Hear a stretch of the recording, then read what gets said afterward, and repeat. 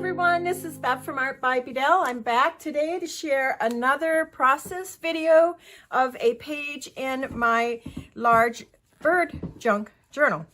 So I have chosen this page. It's a page out of a garden book that is attached to a ledger page here. And I'm going to use the garden book page side for what I want to do. So I will fold my page in half like it were to be going in a journal. And what I have done is I have printed out a bird onto a piece of vellum, and I want to do vellum overlay. The reason I have chose this page is because the flowers will be behind it, which gives a little bit more color.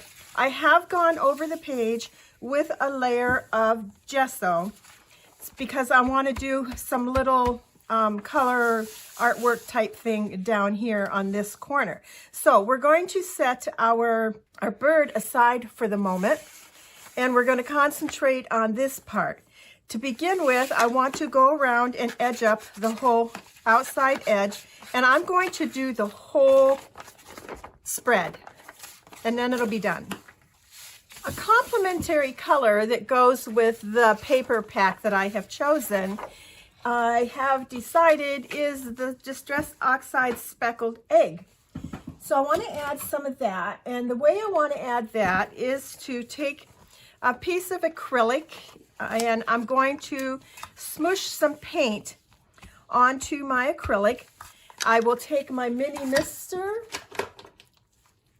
and I will spritz that, and then I'm going to take it and just dab it onto my paper to get some color on there. In between the color, each application, I want to dry it. Now, I just want to warn you, you need to be careful when you're working with the glossy magazine pages. And even though you've added the gesso, actually any application of gesso could bubble. But you could get the paper, the glossy part of the paper, to separate from the paper underneath by adding too much heat in one spot. So apply your heat by moving it around and not too closely to your paper. Now I'm going to dry off my piece of acetate, and then I'm going to apply more ink to it. I'm going to put a couple coats of this, it's a light color, until I get it so that I feel that it's dark enough for me.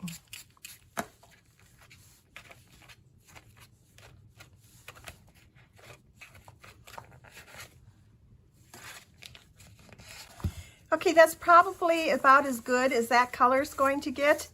And I'm happy with it. It shows blue, and it fairly well matches our color that's on our papers that we have.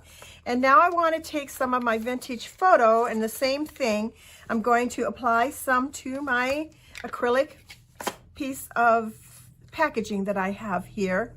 Add a little bit of water, and then just kind of touch it here and there. I don't want to cover it like I did with the blue. I just want to add some of the color here and there, and then we'll dry that also. Okay, so being that I have used oxide inks, these are going to react to any other wet medium that I happen to put on top of them.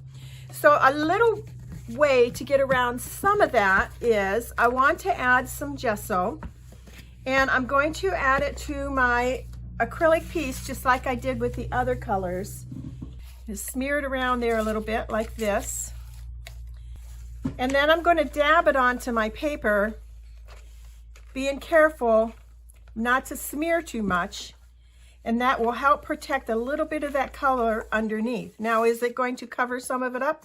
Yeah, it's going to cover some of it up, but it's also going to blend it all together, and it makes a nice mottled background of color. Now I am, as you can see, sticking mostly to where there is print on my paper rather than the flowers. I'm getting some on it, but I'm concentrating more down here than up there.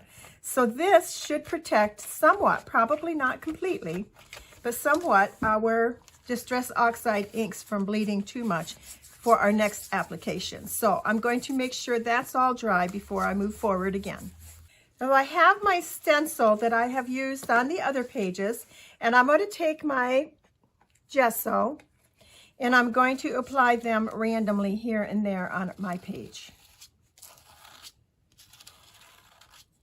And what they're going to do is they're going to pick up some of that color that has not been sealed by the previous coat of gesso, and that is absolutely fine with me. I should have started over on this side, guys.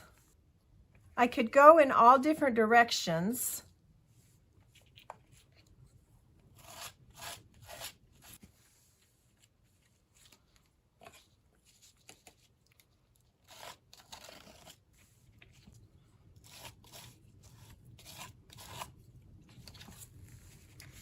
There, I'm going to stop with that before I ruin one to the other. So, a word of warning.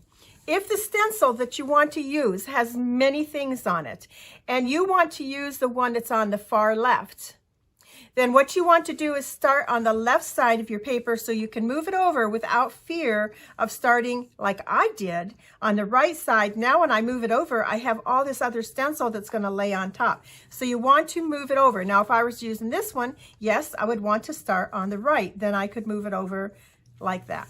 We're going to let this dry before we move on to the next step.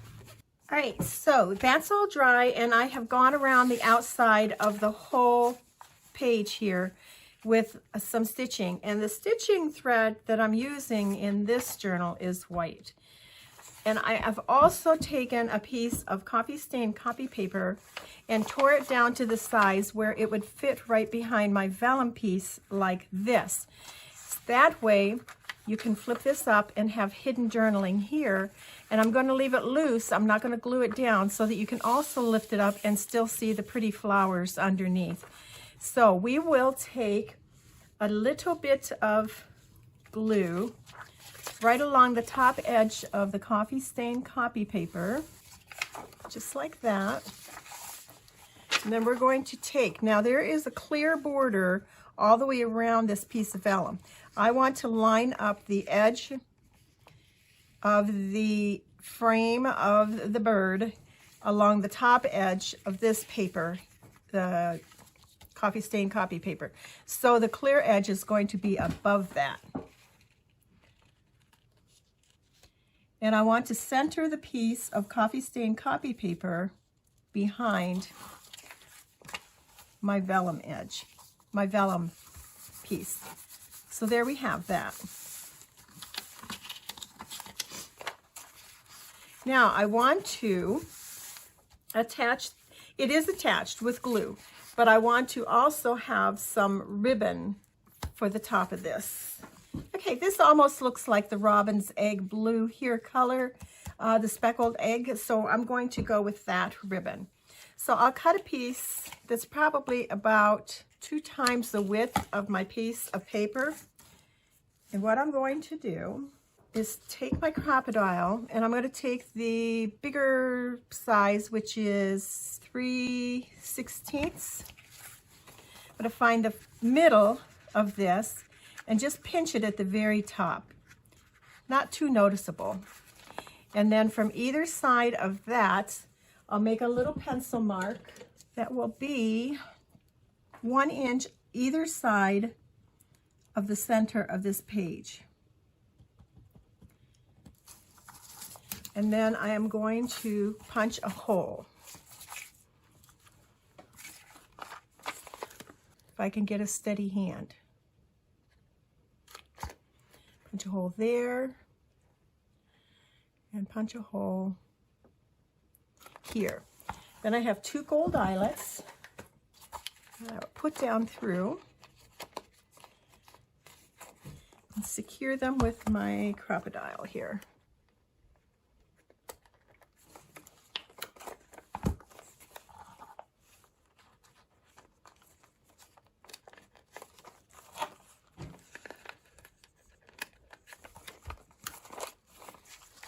Then I'll take my ribbon and I'm going to put both ends down through toward the back, both ends down through to the back. Making sure that it lays flat with no twists. And then I'll cross them over in the back and bring them back up through.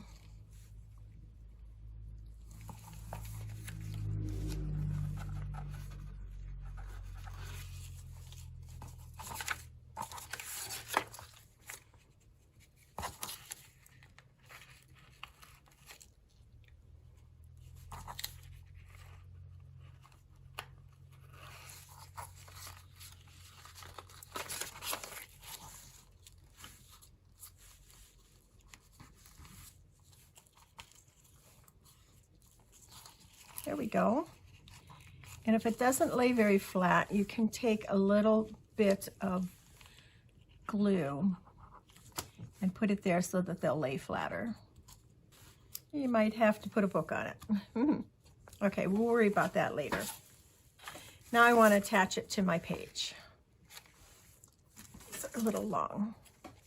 And to do that, I'm going to glue right here on the ribbons and across both sides. And I'm going to use my 3-in-1. And center that on my page, have it up as far to the top as I want, and then press it down to secure it.